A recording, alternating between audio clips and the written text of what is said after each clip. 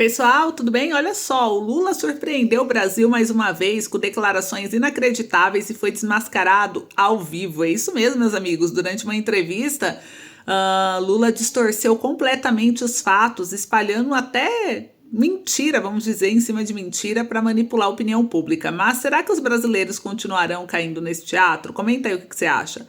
A verdade por trás dessas declarações já começaram a ser desmascaradas. Eu vou trazer todos os detalhes aqui. Você não vai acreditar em tudo que foi descoberto. Também vamos falar sobre o retorno de Lula ao hospital. Essa notícia pegou aí todo mundo novamente de surpresa e gerou uma onda de especulações. Então, o governo não está sendo claro sobre essa questão de saúde do Lula e o que será que de fato está acontecendo, né? Então, entre silêncios e omissões, os detalhes ainda permanecem nebulosos, mas já sabemos que algumas informações estão saindo e eu estou trazendo para vocês, tá? O Brasil exige resposta e transparência e o nosso canal está aqui para te ajudar a compreender cada ponto desse, sem a interferência, sem esse jogo de manipulação, né, que indigna cada vez mais os brasileiros. Então, fiquem comigo até o finalzinho do vídeo. Aproveito para convidar você a se inscrever no canal, ativa o sininho de notificação, compartilha bastante. Também, enquanto isso, o ex-presidente Bolsonaro finalmente rompeu aí o silêncio sobre a polêmica prisão de Braga Neto. Com palavras firmes e sem rodeios, ele expõe aí uma situação que pegou fogo, viu? E eu vou trazer para vocês o que aconteceu, o que o Bolsonaro trouxe em relação a esses detalhes. Então temos reviravoltas, é só se inscrever no canal, acompanhar o vídeo. Bem-vindo, bem-vinda, bora lá para a primeira informação. A primeira notícia aqui que eu quero compartilhar com vocês é que a Justiça, olha só que repercussão, que loucura, né? A Justiça mandou a Prefeitura de São Paulo mudar nomes de ruas e espaços ligados à ditadura militar. Gente, o juiz da terceira vara da Fazenda Pública da capital reforçou a importância do direito à memória política como alicerce da democracia e da dignidade humana. Segundo ele, a omissão prolongada do poder público fere princípios constitucionais. Olha só que bomba, hein? Saiu aqui no G1 que a Justiça de São Paulo determinou que a Prefeitura altere nomes de ruas e espaços públicos que homenageiam figuras relacionadas à ditadura militar. A decisão atende a uma ação civil pública movida pelo Instituto Vladimir Herzog e pela Defensoria Pública da União. E de acordo com a decisão da terceira vara, pública, apesar de leis municipais e recomendações da Comissão Nacional da Verdade, o município ainda mantém inúmeros logradouros e equipamentos públicos com denominações que reverenciam personagens ligados à repressão política e violações de direitos humanos. A princípio, a Prefeitura terá o prazo de 60 dias para apresentar um cronograma de implementação de política pública para que os seguintes endereços tenham o nome alterado: o Crematório Municipal de Vila Alpina, por homenagear o diretor do Serviço Funerário do município de São Paulo, que dá o nome ao crematório. É uma pessoa controversa, porque viajou à Europa para estudar sistema de cremação em momento coincidente com o auge das práticas de desaparecimento forçado. Tem o Centro Desportivo da Rua Servidão de São Marcos, Zona Sul, para homenagear um general-chefe do CIE, que é o Centro de Informação do Exército. Marginal Tietê, Avenida Presidente Castelo Branco, Zona Norte, Centro. Marechal de Exército foi o primeiro presidente da República após o golpe militar. Ponte das Bandeiras, Zona Norte e Centro. O nome da via foi alterado para homenagear o ex-diretor do DOPS, que é o Departamento de Ordem Política e Social, o órgão de repressão política durante a ditadura. Rua Alberi Vieira dos Santos, também na Zona Norte, colaborador do CIE envolvido em repressão violenta. Rua Dr. Mário Santa Lúcia, Zona Norte, médico legista envolvido com laudos necroscópicos fraudulentos. Praça Augusto Rademacher Grunewald, eu acho, desculpa a pronúncia, gente. É da Zona Sul, vice-presidente durante o período mais repressivo de ditadura.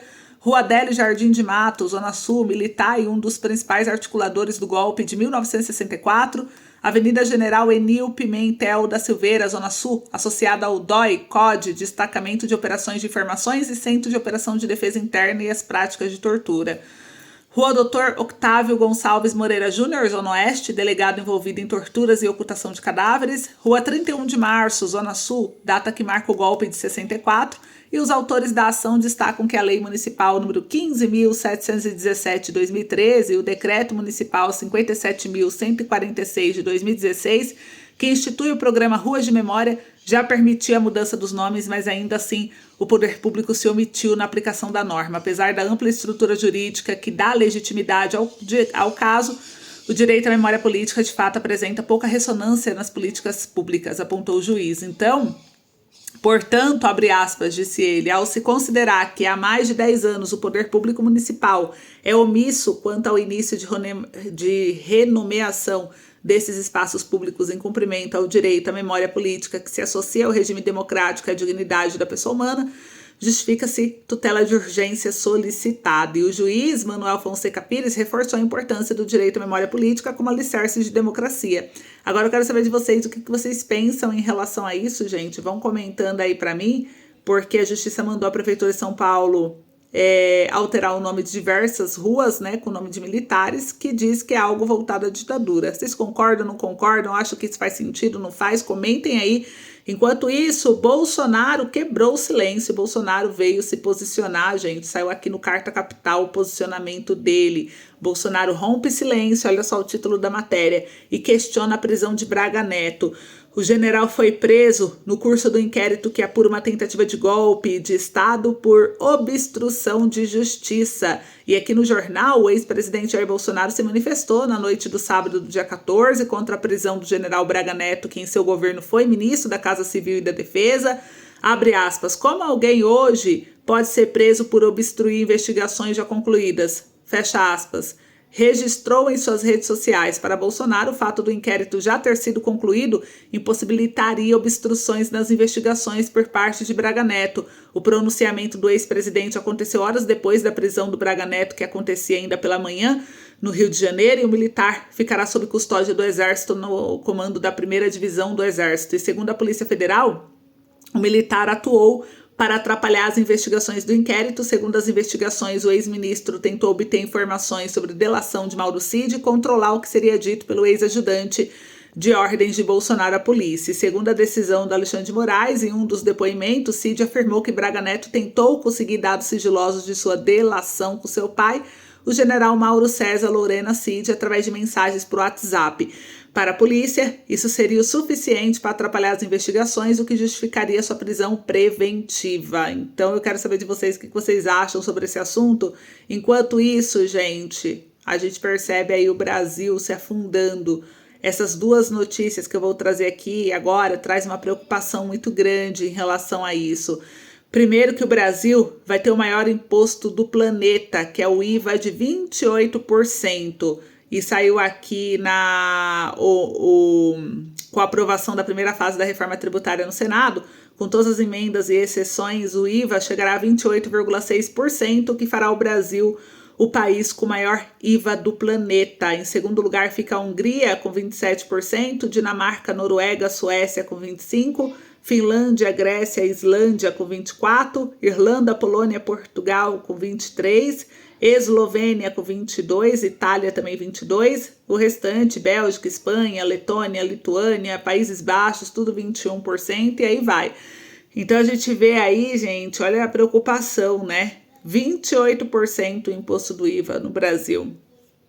E aqui eu queria saber sua opinião, né? No dia 9 de janeiro, os fundadores da Findox revelaram 3 ações que estão comprando e vendendo excelente aqui oportunidade, eles disseram, em relação a essa polêmica para quem é investidor. E a gente pensa, né? O que faz tudo isso movimentar dentro do mercado, mas não só no mercado, a preocupação maior é o que faz com a gente, né? Algumas pessoas falaram, igual o Luiz Tamboni disse que ele esteve em Oslo em dezembro passado, enquanto esperava o ônibus. Havia uma placa que dizia mais ou menos o seguinte: se o veículo demorar 10 minutos, você pode pedir um táxi e, consequentemente, o reembolso. Isso é um pequeno exemplo de como um país com alta carga tributária deveria funcionar. Outro aqui, Luiz André disse, impostos da Dinamarca e serviços do Sudão. O Andrix disse aqui que a matéria deve estar errada, porque quando você compra um produto importado, só de imposto é 60% sobre o produto e em cima do frete também. Pega uma nota de mercado e esse valor do imposto, após uma despesa, 40% do valor da compra é imposto. Vai comprar um carro, mais de 40% do valor do veículo é imposto. Então, Como que pode ser só 28? Acho que é muito maior. Então, várias pessoas estão comentando em relação a isso, né? O André, nutricionista, perguntou para onde vai esse dinheiro do imposto? Porque saúde, educação e segurança que não é. Então, várias pessoas estão aqui comentando, né? Que pena que não existe até hoje ninguém que mude essa realidade. Claudemir comentou. Então, várias pessoas se indignaram, mas o Brasil terá o maior imposto do planeta, gente. Comentem aí o que vocês acham, e isso mostra o caminho, né, que o Brasil está seguindo. Inclusive, aqui, mais uma notícia saiu que repercutiu. Olha só, o governo Lula e o risco de repetir a Argentina. Gente, é uma matéria preocupante, porque nós brasileiros, nós estamos aqui, moramos no Brasil e precisamos ficar atentos a tudo que está acontecendo. Inflação e dívida pública em alta, em meio a tanto aumento de impostos, tem tirado o sono do ente chamado mercado financeiro, que cobra a mudança da política do gasto é vida. Então, mesmo depois de 2 intervenções do Banco Central, o dólar fechou semana passada ainda no assustador patamar de R$6. O Banco Central prometeu despejar mais de 3 bilhões de dólares no mercado de câmbio e ver o resultado, e as projeções de alta para juros e inflação também não dão trégua. E no último caso, tem ficado cada vez mais distante das metas oficiais. Descontentes com a atual política econômica, os agentes do mercado criticam o pacote fiscal apresentado pelo governo Lula, considerado pífio, e dizem que se a rota não for alterada, a dívida vai crescer sem controle, a dívida pública. E assim como a inflação, diante desse quadro, surge a inevitável pergunta: vamos virar uma nova Argentina? Ou pelo menos a Argentina que existia antes de Javier Milei tomar posse? Em controvérsias com lideranças do mercado, as respostas unânimes que a coluna ouviu foi não, porque então esse ente chamado mercado financeiro insiste em dar as costas ao governo Lula.